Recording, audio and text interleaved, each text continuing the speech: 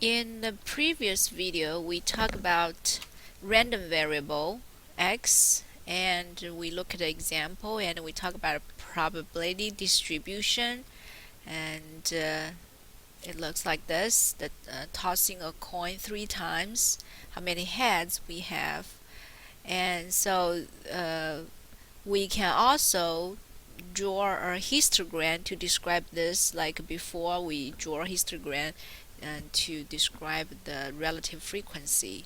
So if we put 0, 1, 2, 3, so 0 head, 1 head, 2 heads, 3 heads, and corresponding probability, so there's only 1/8 of chance, or you can say 12%, 12.5% chance of getting no heads in 3 tosses, and 3/8, or you can say 37.5% chance of getting 1 head in 3 tosses, and 37.5 chance of getting 2 heads, and also that 12.5% of getting 3 heads.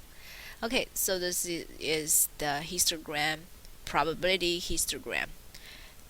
And as we talked about before, the probability distribution for each x value, so f, we use the letter f to denote it, like a function. F of xi means the value, the different values. So that in a previous example, it's like 0 head, 1 head, 2 heads, 3 heads. So 0, 1, 2, 3. And what you can write as the probability of probability of x equal to 0 or 1 or 2 or 3. And notice, of course, each probability, f of xi means the probability, so it should be at least a 0. So if you cannot get it, there's no way you can get it. That's like, you have 0 chance. So it's at least a 0, so you won't have a negative chance of getting something. And all that probabilities will add up to 1. So like we had before, all of these will add up to 1, for different outcomes. So that's the discrete probability distribution. So next, we're going to look at another example. Suppose we have, say, 60% of the students at a large university prefer getting their daily news from the internet as opposed to television. So, 4 students are randomly selected. So we go to the campus and we just pick 4 students randomly, and let x be the number of students sampled who prefer news from the internet. So we have 4 students we already selected, and we ask each of them, which one you prefer to get news, internet or television. So x is the value. It's a random variable. It's a number, and it's not the outcome. So we may have outcomes for these 4 students. Maybe the first student will say he prefers internet, and the second may be internet, the third one may be television, the fourth one may be internet again. And that's the outcome. But x is not outcome. X is the number of students who prefer news. So we will do the probability distribution like before and draw a histogram. Now let's make a list of all the possible outcomes. So we may have T represents the television. The letter I represents internet. Suppose so we may have 0 internet, which means, because x here means the number of students who prefer news from internet. So if we have x equals 0, which means 0 internet, that means all of 4 students television.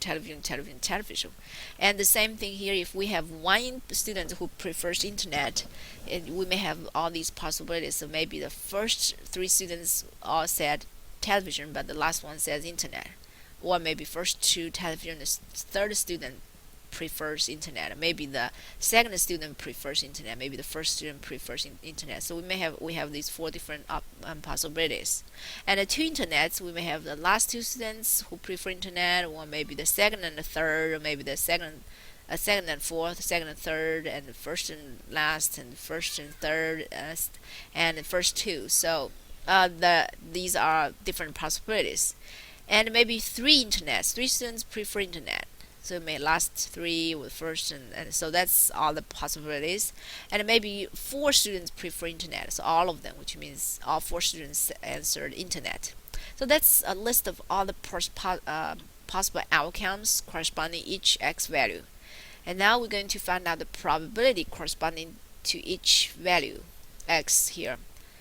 So we can take a quick look here. So what is the probability of a student preferring, if you randomly ask a student on the street at what he prefers, and the probability of getting an answer internet is 0.6.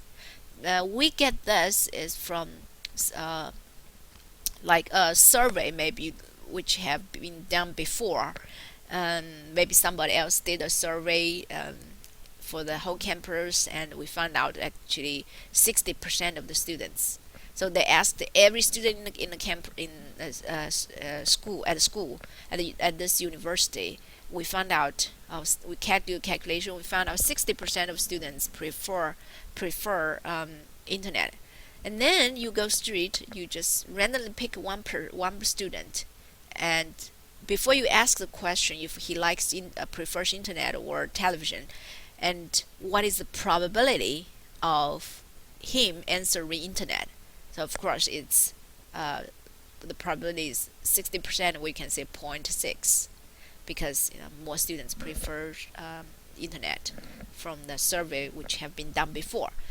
Okay, so similarly, if the 60% prefer new internet, and then 40% prefer television. So that's why we got these two. That's for one student. And but we have x equals 0, which means first student prefers television, second prefers television, third prefers television, and the fourth prefers also television. So what's the probability of all these four students will answer television? All of them. So we will use what we learned before. Again, these are all four students answering television are independent. So the answer you're getting from the second student will be independent from the first student because you picked them randomly. So by what we have talked about before, the intersection of all these four students, TTT, getting an answer TTT, is equal to, because they're independent, all the answers are independent, so you will multiply the probability of each one, because the probability of getting a television is 0.4 from the first student. So the probability of the second student answering television is also 0.4, the third one is also 0.4, and the fourth one is also 0.4. So we multiply them, that's what we get. So 0.0256, or you can say 2.56%. Okay, so similarly we would do x equals 1, 2, 3, and 4. So x equals 1, we can see that we have the previous case. If we have one student who answers internet, and it doesn't matter which student, you can look at the first one, say what's the probability of first student says prefers television, that's 0.6. So we use 0.6 from television is 0.4, and the second student the answering prefers TV is also 0.4. The third student prefers TV is also 0.4, and the last student prefers internet is 0.6. So we multiply 0.4 times 0.4 times 0.4 times 0.6. So that's what we have. 0.4 times 0.4 times 0.4 times 0.6. But because that's just for this outcome.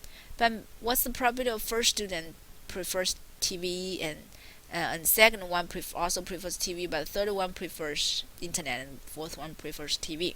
And we do this similarly. So 0.4 times 0.4 times 0.6 times 0.4. But still it's the same as what we had before. It's just 0.6 would be here and 0.4 is there, but still by the probability of commutative probability of multiplications, It's still the same as this one, and the same for the next one. Still, point 0.6 times point 0.4 times point 0.6 times point 0.6, and the point is 6 times point 0.4 times point 0.4 times point 0.4. Um, so we have all four of them. You can say you're adding all of that, but you can, since each probability is the same, and we take 1 times 4.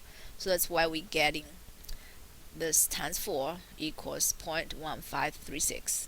And then we can do the next one similarly. So in this case, because we have two prefers TV and two prefers television, and so we have so TV is 0.4, so we have 0.4 times 0.4 times 0.6 times 0.6. That's so this one, two of them 0.4, the other 0.6, and then we have another one is 0.6, 0.4, 0.6, 0.4, 0.6. Still 2.4s and 2.6, and the same for this, same for this, same for this, same for. So we have 6 of them. That's why we multiply by 6, and which is 0.3456. And the same for the actually for when x equals 3, and when x equals 3, we have 0.4, 0.6, 0.6, 0.6, and then the same for this one, same for this one, same for that one. So we times 4 for when x equals 3. So we have 3.6 and 1.4, and there are four of this kind. So we multiply it by 4, we still get 0.3456. And then for the last case, we have 4. All students answer internet because each of them is 0.6, so 0.6 times 0.6 0.6 times 0.6, so we get 0.1296. So that's the probability corresponding each x value, and we can put it in a table here. If x is equal to 0, we get corresponding probability. So notice we use the f function. F means probability corresponding to the x value, and so we make a table here, and notice that if we add them up, we get 1, and that's the histogram. So we have x-axis, we put a different x values 0, 1, 2, 3, 4, and y-axis we mark it for. So this is the first y-axis equals 0. It's 0.0256. So it's very, very low here. It's less than 0.1, and it's only 0.2. And then the second one and third one is 0.3456, close to 0.4. So we have them here, and so that's the histogram for probability.